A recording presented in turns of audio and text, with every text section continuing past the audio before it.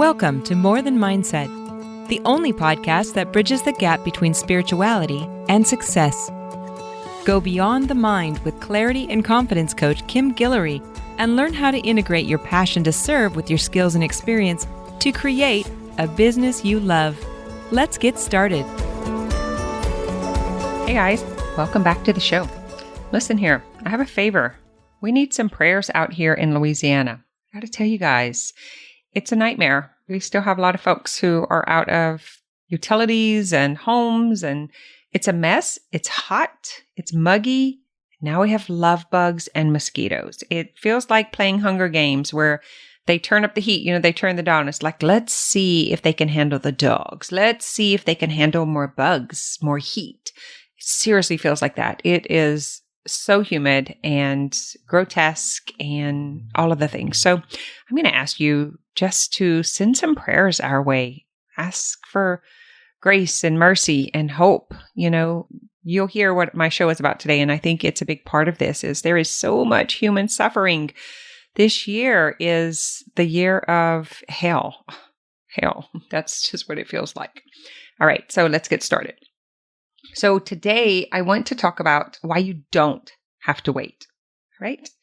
So let's talk about, first of all, why do we wait for something terrible to happen before we make decisions, rather than giving ourselves permission to just change our mind?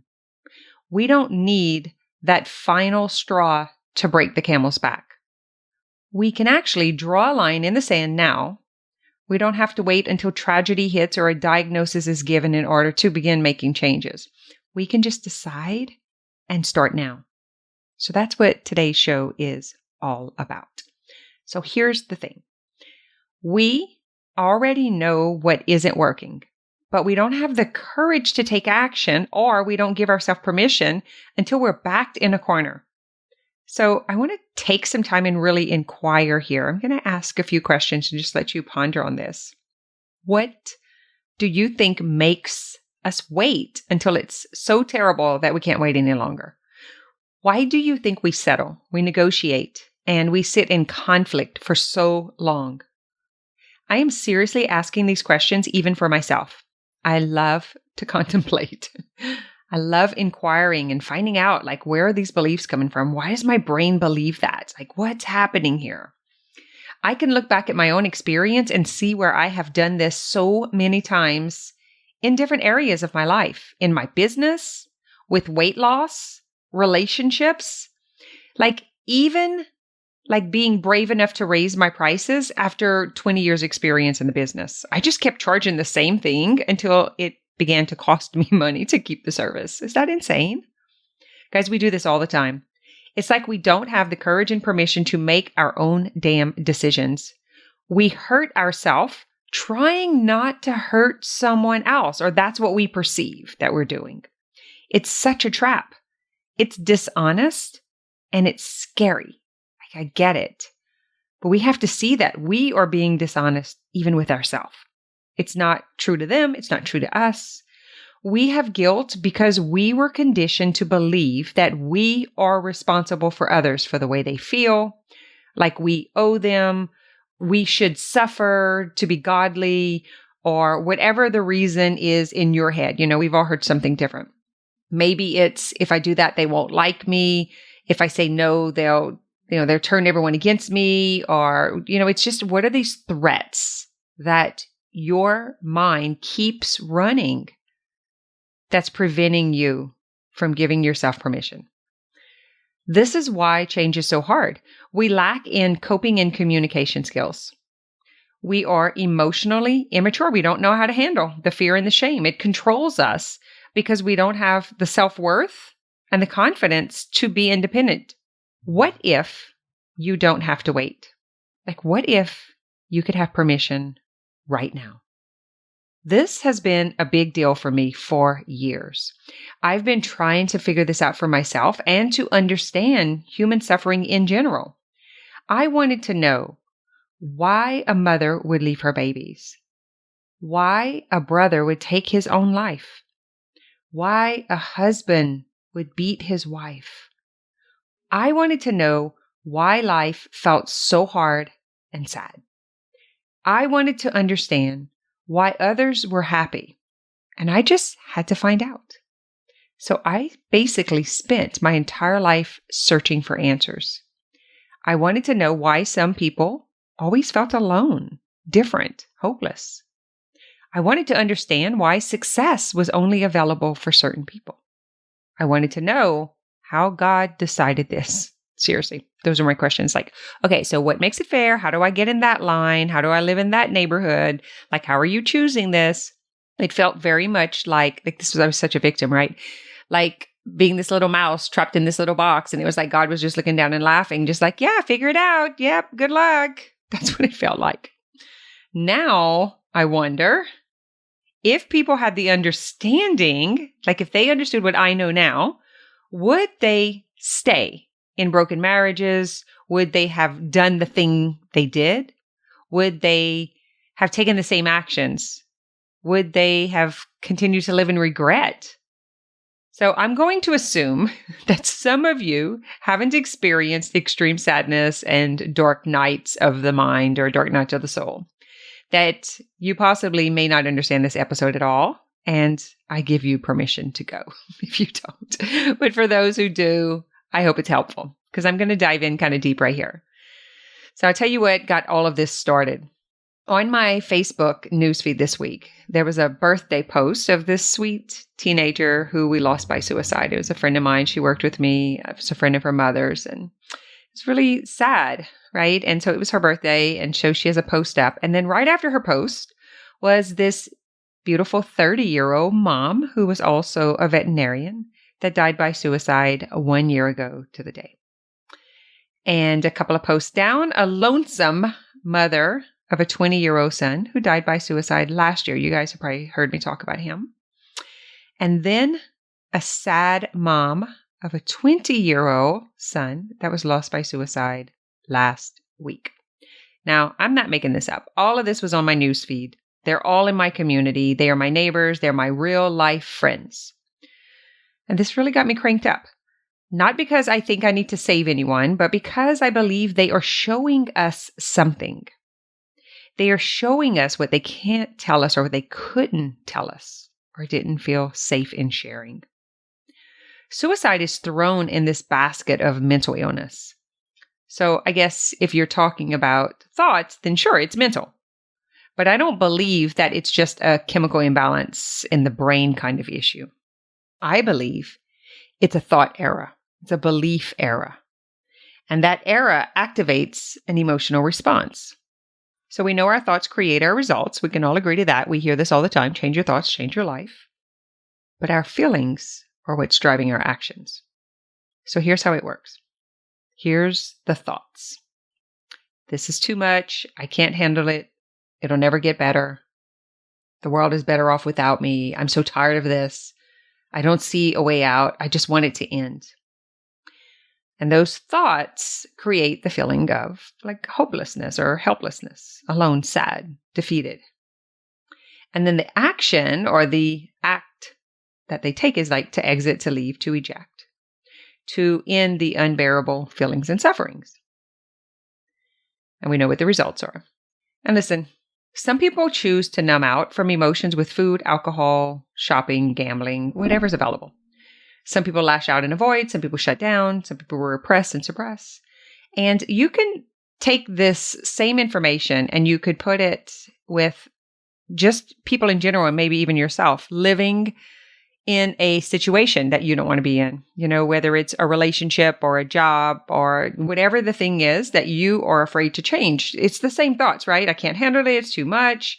And then we feel hopeless and then we stay and we continue to suck it up and bear it. Like it's kind of all the same thing. I just happened to be using this because it was on my newsfeed. So others resort to end it permanently. This is how suicide happens. This is how divorce happens or affairs happen.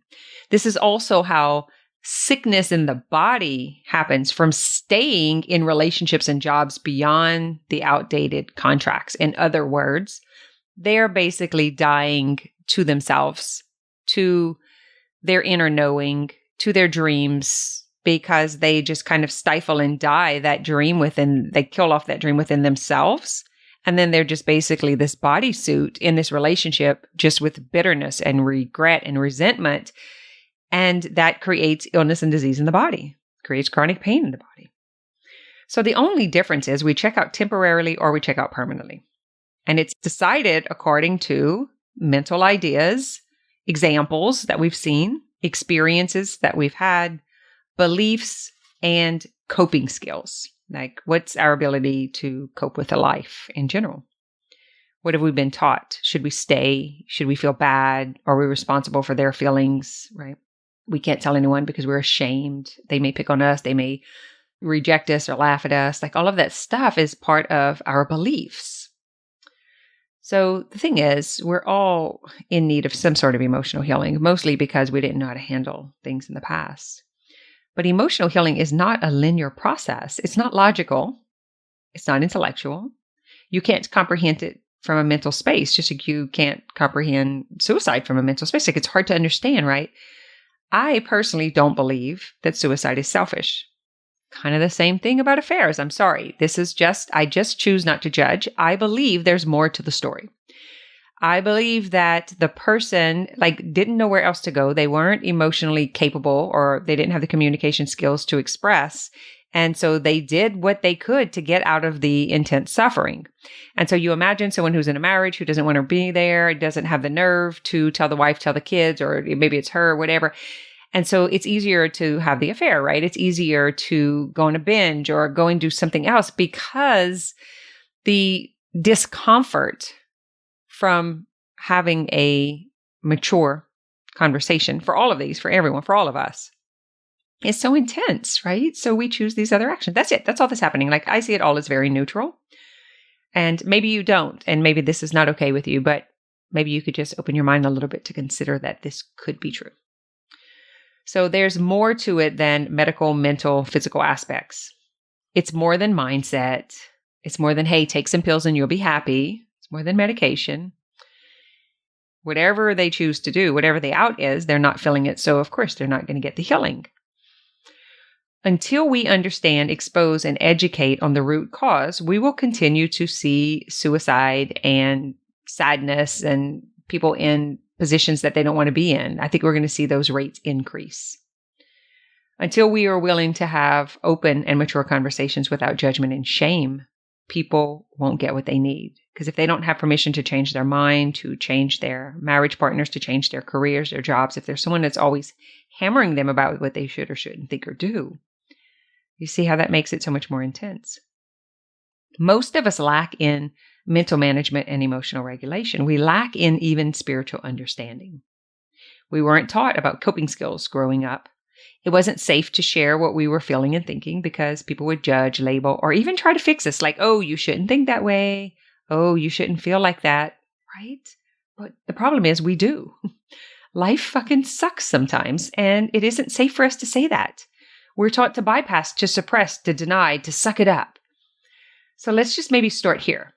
Let's just be real about it now, rather than at the burial site or the funeral home or after 30 years in a lifeless relationship or even a lifetime of poverty, like believing that you have to stay poor, that money's not available for you. Like, why don't we just start to get real about it now? Like, this is not fair. This does not feel good. I'm really pissed off about it. And then we feel that, and then we can get to the other side of it and we can make the changes. Like, hey, sometimes I just want to die because I can't bear the pain. Or humans are assholes and my feelings get hurt. And some of the shit that they say and do pisses me off. Life is too hard. I feel alone and isolated. I'm sick of everything going wrong. I'm sick of not being supported. Like, those things that we're not allowed to say are just like brewing in our bodies, whatever it is. How about we just say it and feel it so we can move the heck on? Permission to change your mind, to call it quits, and to carry on. How about we create a safe space for creative expression, individual uniqueness, freedom and liberation, safely feeling all of the shit that life throws at us, or a safe place to end relationships correctly, honestly, What if these souls had visions and dreams bigger than the world could handle, bigger than their environment could handle? What if their hearts couldn't handle one more crack? Their gut couldn't defend one more punch? What if they felt free and safe to express that? What? Just putting this out there, like, what if? What if we were more open to really listen to what was going on? When we stopped shaming sadness, despair, loneliness, disappointment. When we stopped trying to be happy all the time or pretend. When we stopped avoiding the human condition and the array of emotions, then we could begin to heal and support our brothers and sisters in healing. Let's start with honoring the memory and messages that, first of all, these courageous souls that I read about on my Facebook page, what are they leaving us with? They are saying, we need to do better. Life is fucking hard. We don't know how to handle all this shit.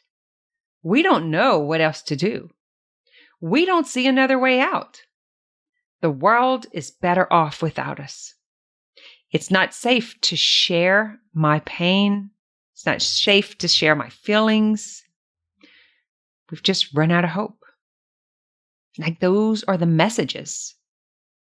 And there's so many of us who are just living a dead life, still alive. Some just choose the out, some choose to stay. So are we listening? I wonder how much potential is not realized, how many dreams and visions will never materialize, and what grand things people would be doing if they were able to give the world all that their heart desired. If they weren't stuck in positions that they don't want to be in, but they don't have the courage to get out of. How would it be different? They are leaving us lessons to evolve and do better as a human species, like we all are. We do this for each other. If we are willing to listen, to accept and to allow mistakes, to forgive and love each other, how would it be different? How would the human experience be different? So I'm going to keep talking and sharing and teaching tools and supporting those who want to be heard and safely held. It matters to me and to the generation that follows me. I'm committed to breaking generational patterns and these old limiting beliefs, and I will not stop doing my part. I have my 12th grandbaby on the way, and I will do my part for them to have better coping skills, to have options, to have opportunities, to know something different. I'm committed to that. And that's what I have for you this week, guys. If you haven't heard yet, enrollment is open for Self-Healing Masters. Self-Healing Masters is an approach. It's actually a self-healing approach for mental, emotional, and spiritual growth. It's about learning communication skills, healing relationships, mending our money stories, loving and accepting ourselves and our desires, our dreams, our differences, discovering our sacred soul essence, and living a satisfying and fulfilling life of purpose and passion. Self-Healing Masters is about creating and contributing, connecting and expressing. It's about deep, meaningful relationships. It is a community where we will share and grow and evolve, learn from each other. And I think the most important thing for me, what is, just what I've learned through my own childhood, my 30 years of marriage and 5 children and, grandbabies and all of the differences between us and our personalities and being in business and working with thousands of women over the last 25 years and seeing so many people in relationships that were already over. But because there was conditioning, because whether it was religion or society or family that, just like you can't change your mind, it's almost like, I remember hearing one of my clients one time say that the younger generation was taking the easy way out by getting a divorce. And I'm like, have you ever been in the position about to get a divorce? It is not easy at all. Like, it's a tough decision. It's way easier to just shut off your feelings, be quiet, go hide in a corner, and just hang out until it's all over. Seriously. So this has been on my heart for a very long time. That probably happened, oh my gosh, it's over 10 years ago because I remember the person we were talking about when it happened, and it's been a long time. She's got lots of babies since then. So this has been on my heart for a very long time. I'm really excited about offering it. It is a one-time investment. And the reason I did that is because it is a continually growing process. You're going to want to be here for life. And you go through the modules, you repeat them year after year, and, new stuff comes up and new things happen. And I see this in coaching, it's like, scarcity comes in even with timing, because it's like, oh, my 6 months is up or my year's up and I didn't get what I wanted. It got really busy. I didn't get to go watch the videos. I didn't get to go to the calls, or, that's the kind of stuff that's happened in the past. And so I wanted to come up with a new solution, something different that I thought would work long-term for all of us, where we would be all invested in this community and continue to grow and evolve as new people come in. Then they could become the mentors, the leaders, just have a beautiful vision for it. So I hope you'll join us. We'll have the link in the show notes. And that's all I got for you this week. Don't forget to keep praying for us. I'm just asking you very kindly to keep Louisiana in your prayers. Until next week. Thanks for listening to this episode of More Than Mindset.